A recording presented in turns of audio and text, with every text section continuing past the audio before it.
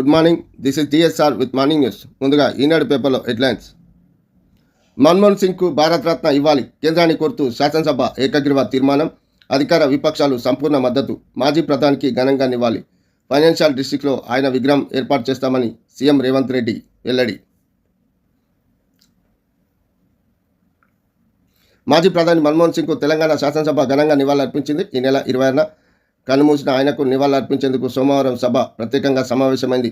సభ ప్రారంభం కాగానే ముఖ్యమంత్రి రేవంత్ రెడ్డి సంతాప తీర్మానం ప్రవేశపెట్టారు. అందులో మన్మోహన్కు దేశంలో అత్యున్నత పురస్కారం భారతరత్న ఇవ్వాలని కేంద్ర ప్రభుత్వాన్ని కోరుతూ ప్రతిపాదించారు. మన్మోహన్కు తెలంగాణ ప్రజలు ఎప్పుడు రుణపడి ఉంటారని, ప్రత్యేక రాష్ట్రం కోసం ఏర్పాటు ద్వారా ఆయన చేసిన మేలుకు గుర్తుగా పేరు శాశ్వతంగా నిలిచేలా హైదరాబాద్లోని ఫైనాన్షియల్ డిస్ట్రిక్ట్లో విగ్రహం ఏర్పాటు చేస్తామని ప్రకటించారు. సీఎం ప్రతిపాదించిన తీర్మానాన్ని ఉప ముఖ్యమంత్రి బట్టి విక్రమార్క బలపరిచారు.